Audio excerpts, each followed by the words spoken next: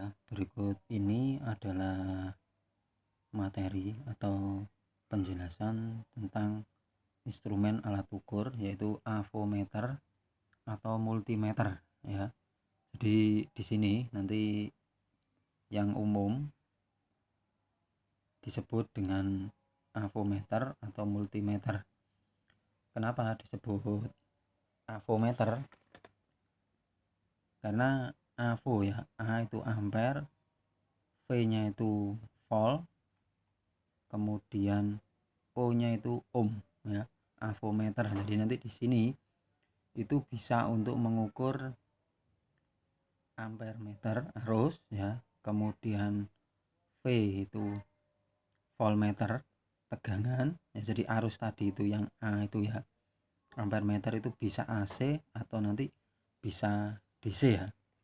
Kemudian yang V-nya itu volt tegangan ya, nanti itu bisa juga untuk AC dan juga bisa untuk DC. Kalau ohm, nah ohm itu berarti untuk mengukur tahanan. Nah, nanti kalau tahanan itu nanti berarti tidak ada AC atau DC ya. Jadi tahanan gitu aja. Jadi AVO ya. Kemudian kenapa nama lainnya itu kan bisa juga apa?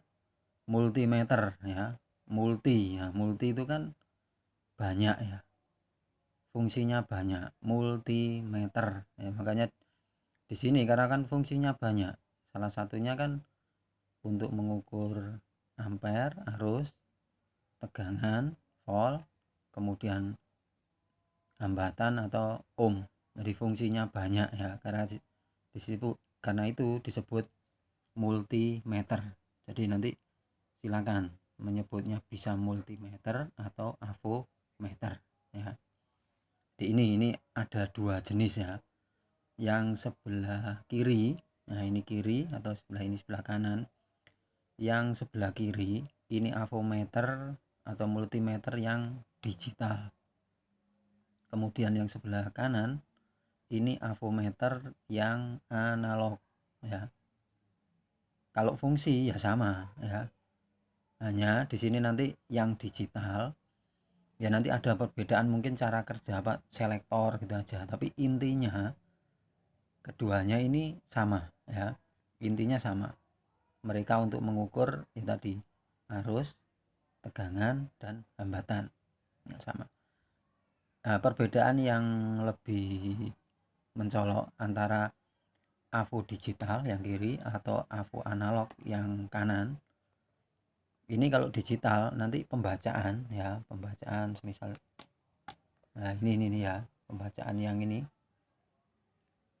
ya, ini langsung apa istilahnya, langsung terlihat dia, langsung terukur atau terkalkulasi, ditunjukkan langsung. Jadi nanti ya enggak tahu nilainya kalau semisal nanti untuk mengukur tegangan ya, nanti tegangan AC 220 ya, nanti di sini langsung akan tertampil 220 gitu ya. Nah, kalau nanti di analog, nah yang ini analog ya, itu berupa nanti penunjukan jarum, jadi skala gitu ya. Jadi ya mungkin istilahnya agak lebih sulit ya, tapi bukan berarti sulit itu enggak. Istilahnya kita pembacaannya tidak langsung di sini ini langsung nunjuk angkanya berapa gitu. Kalau di sini nanti istilahnya nilainya berapa, kemudian nanti mungkin ada perkalian di sini atau gimana gitu ya. Itu nanti yang analog ya. Jadi kedua-duanya mempunyai kelebihan dan kekurangan masing-masing ya.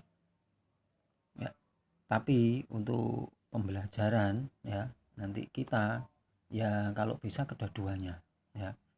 Jadi harus bisa kedua-duanya. Tapi biasanya kalau kita bisa analog, kemungkinan ke digital juga bisa. Dan sebaliknya, yang dari digital pasti nanti yang analog juga bisa ya. Tapi umumnya biasanya pembelajaran itu dimulainya dari analog dulu.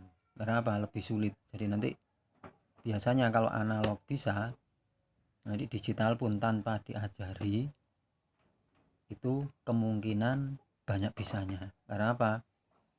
Ya nanti pembacaannya itu sudah tidak perlu melihat di skala atau penunjukan jarum di sini. Nanti cukup melihat di sini. Nah, tapi nanti kalau di digital kita juga enggak bisa mengatur selektor, nanti pembacaan di sini juga kita juga membingungkan nanti istilahnya.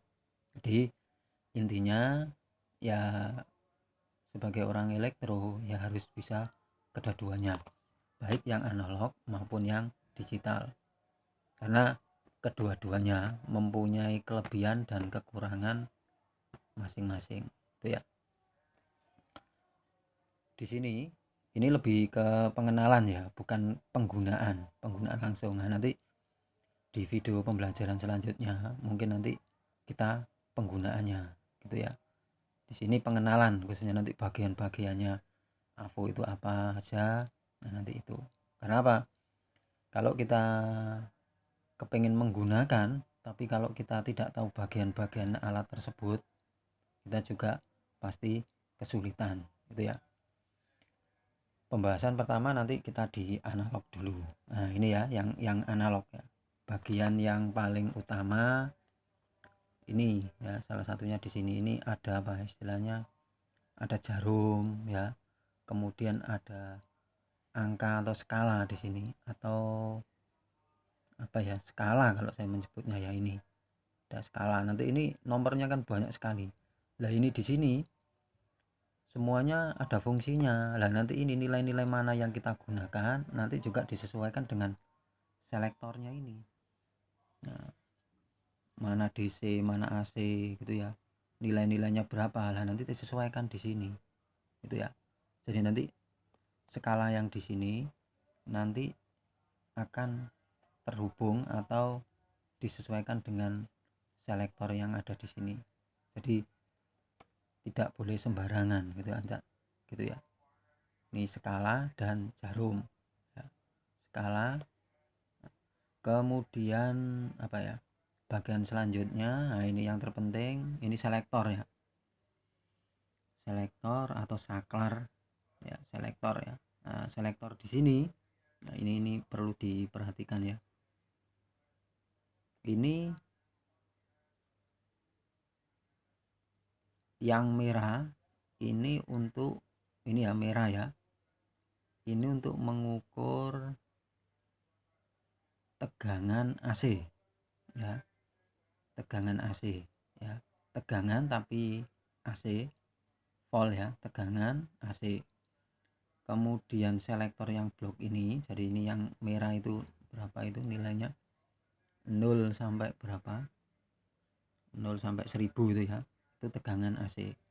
Kemudian yang bawahnya ini, selektor yang bawah ini yang kali 1 kali 10 sampai kali 10K, 10 kilo, ini untuk mengukur hambatan resistor ya nanti ya. Nah, hambatan resistor. Kemudian yang ini DC mili ini ya. Nah, ini DC mili ini untuk mengukur arus DC ya, mengukur arus DC. Jadi nanti selektornya kalau saya taruh gini, DC ya. Jadi tadi yang AC yang sini ini ya. Kemudian ini untuk mengukur tegangan hambatan.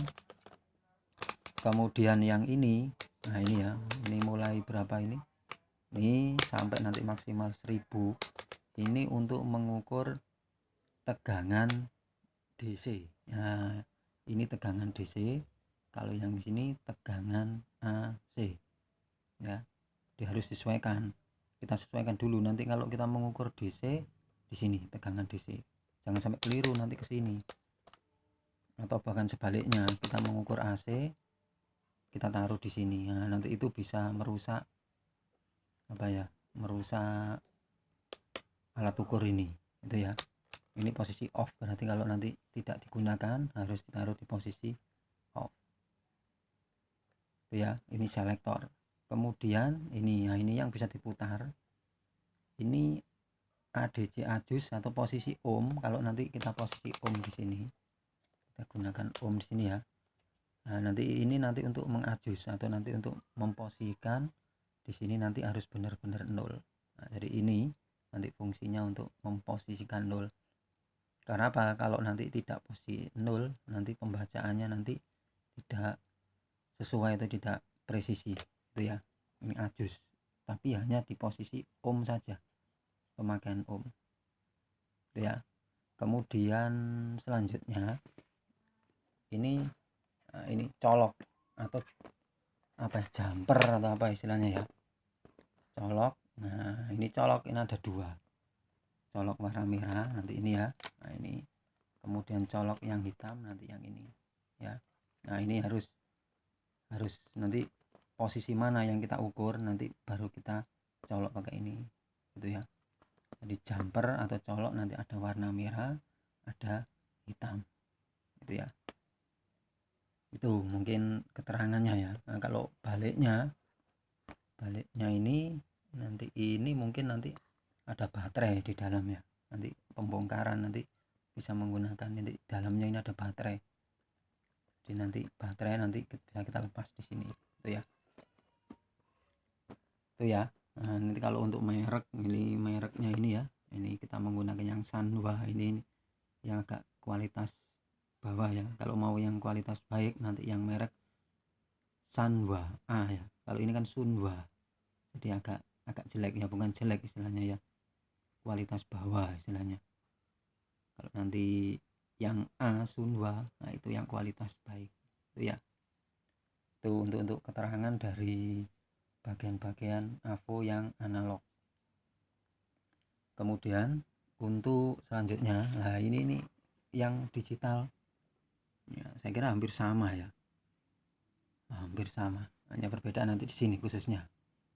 Kalau ini, nah tadi ini kan display penunjuk pembacaan. Nah kalau yang di sini kan berupa jarum dan skala.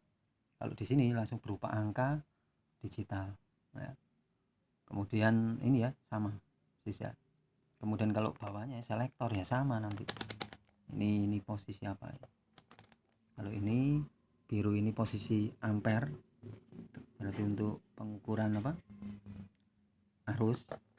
Kalau ini, nah ini untuk pengukuran AC tadi ya, AC ini ya, ini AC nanti sama dengan yang ini tadi ya. Nah ini ya. Kemudian nanti tadi yang ampere yang ini ampere ya, itu sama dengan yang di sini tadi. Nah ini ya, harus kita lihat dulu, enggak sembarangan kita naruh.